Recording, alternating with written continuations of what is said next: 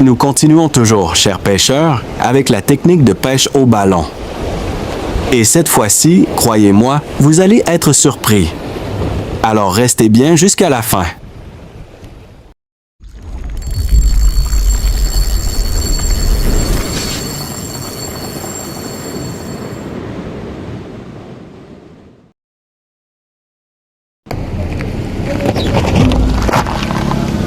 Il est encore très tôt. Le jour n'est même pas complètement levé. J'arrive doucement près de la plage. Je coupe le moteur. J'ouvre la portière, je descends de la voiture et je prends une grande inspiration.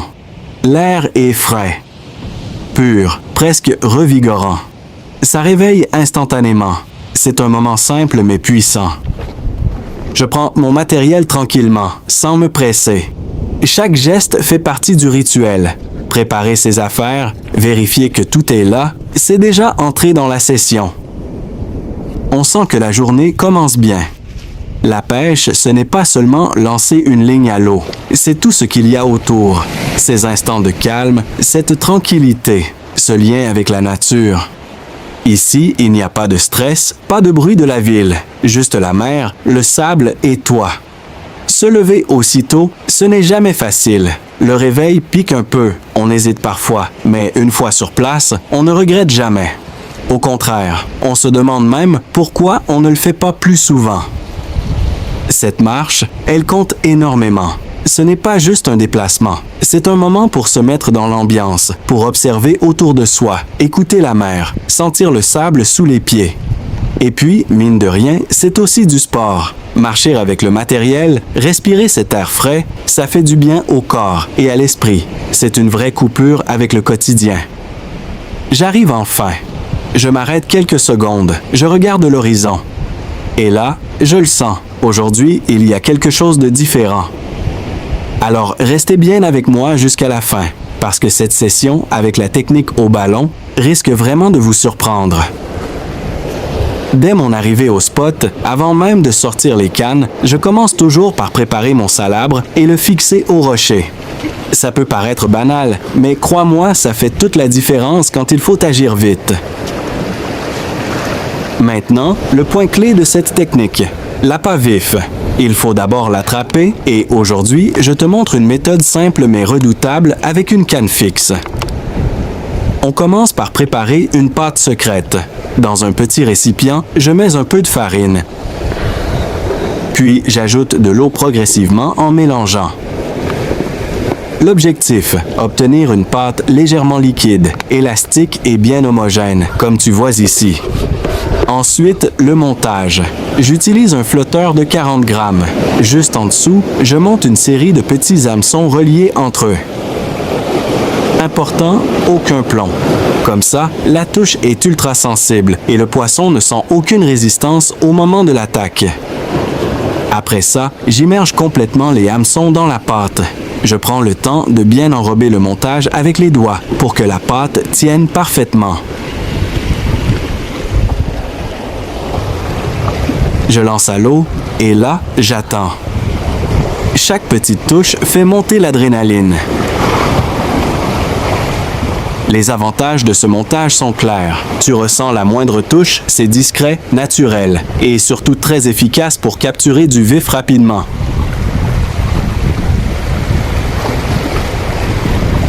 Et voilà le résultat. Une belle saupe, nerveuse, puissante, parfaite pour être utilisée en vif au ballon. C'est simple, rapide et franchement redoutable sur le terrain.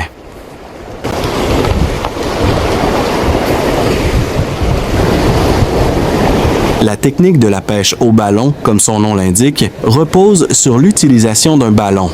Ce dernier joue le rôle de voile. Il est poussé naturellement par le vent et le courant, ce qui permet d'emmener l'appât vers les zones éloignées, souvent inaccessibles au lancer classique, là où se trouvent les gros prédateurs. Dans ce cas précis, je vais utiliser 2 ballons. J'en insère un dans l'autre pour renforcer la résistance et éviter qu'il n'éclate, surtout sous un soleil fort ou face à une pression prolongée. C'est un petit détail, mais ça sécurise toute la session. Les avantages de cette technique sont nombreux. D'abord, elle permet d'atteindre de très grandes distances sans effort. Pas besoin de lancer loin, le vent s'en charge. Ça ouvre l'accès à des zones jamais exploitées depuis le bord. Ensuite, la présentation est ultra naturelle. Le vif nage librement, sans plomb pour le contraindre. Résultat, un comportement réaliste qui déclenche beaucoup plus d'attaques. On commence par gonfler le ballon. Attention, pas à bloc.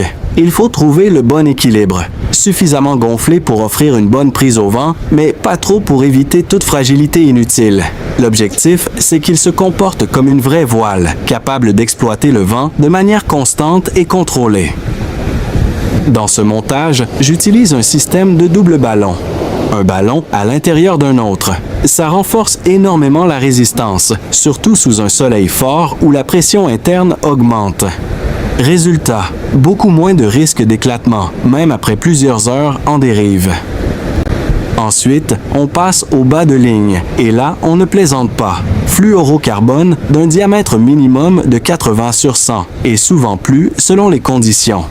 Pourquoi aussi gros? Parce qu'on cible clairement des prédateurs puissants, rapides, avec des mâchoires capables de couper net un montage classique. À l'extrémité du bas de ligne, je réalise une boucle simple mais solide. Pas besoin de nœuds compliqués. Ce qui compte, c'est la fiabilité sous tension. Cette boucle va servir de point d'ancrage direct avec le ballon. Je prends ensuite le ballon et je fais passer ses lèvres à l'intérieur de la boucle. Puis je termine par un nœud simple bien serré pour verrouiller l'ensemble. Là, il n'y a pas de place pour l'erreur. Le ballon doit être parfaitement fixé. On évite toute perte de matériel, mais surtout, on respecte la mer. Rien ne doit finir abandonné dans l'eau. Le fluorocarbone apporte deux choses essentielles, une discrétion maximale dans l'eau et une excellente résistance à l'abrasion contre les dents, les rochers ou les structures. La longueur du bas de ligne est un point stratégique. Ici, je pars sur plus de 5 mètres.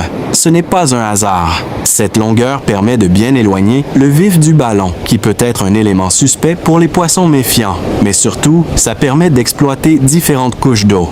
Le vif peut évoluer librement entre la surface et quelques mètres de profondeur, ce qui augmente fortement les chances de rencontre avec un prédateur en chasse.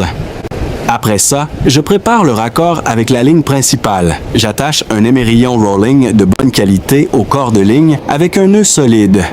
L'émerillon joue un rôle clé. Il absorbe les rotations du vif, limite les vrillages et protège toute la ligne contre les contraintes mécaniques. Dernière étape, je fais passer le bas de ligne dans l'émerillon. Ce montage permet une certaine liberté de mouvement et améliore la présentation du vif. À ce stade, tout est en place. Le système est propre, équilibré et prêt à travailler. Maintenant, les vrais détails qui font passer cette technique d'efficace à redoutable. Le vent, c'est le moteur de tout. Sans vent, pas de dérive. L'idéal, c'est un vent régulier, latéral ou légèrement de face. Trop faible, le ballon ne part pas. Trop fort, tu perds le contrôle et tu risques d'emmêler ou de casser. La gestion de la dérive est essentielle. Tu ne laisses jamais filer librement sans contrôle. Tu accompagnes avec la canne, tu ajustes la tension, tu ralentis ou tu laisses partir selon la zone que tu veux exploiter. À l'extrémité, un hameçon adapté à la taille du vif. Le choix du vif est déterminant. Un vif actif, nerveux, en bonne santé, fait toute la différence. Autre point fort, la discrétion. Le montage est léger, sans résistance, et le fluorocarbone réduit fortement la visibilité. Les poissons méfiants se font piéger plus facilement. La girelle paon. Girelle paon est un poisson côtier très commun en Méditerranée, reconnaissable à ses couleurs vives et son comportement extrêmement actif. On la trouve principalement sur les zones rocheuses, les herbiers et les petits fonds, généralement entre 1 et 20 mètres de profondeur. C'est un poisson diurne, très actif en pleine journée, surtout quand la luminosité est forte. Elle passe son temps à nager, à explorer, à entrer et sortir des trous, toujours en mouvement. Elle est particulièrement adaptée à la pêche entre surface et mi-eau, notamment avec la technique du ballon. Son comportement nerveux correspond parfaitement à ce type de dérive. Le piquage du vif doit être réfléchi. Par le dos pour une nage naturelle et désordonnée, idéale pour attirer l'attention. par le nez pour une nage plus stable, surtout quand il y a du courant ou du vent soutenu. Chaque détail influence le comportement du vif. C'est aussi une technique très efficace pour couvrir du terrain. Au lieu de pêcher un point fixe, tu explores une large zone grâce à la dérive contrôlée du ballon. Enfin, c'est une méthode redoutable pour cibler les gros poissons. Les prédateurs chassent souvent en pleine eau ou en périphérie des structures, exactement là où le ballon emmène ton vif. Une fois le montage à l'eau, le vent fait le travail.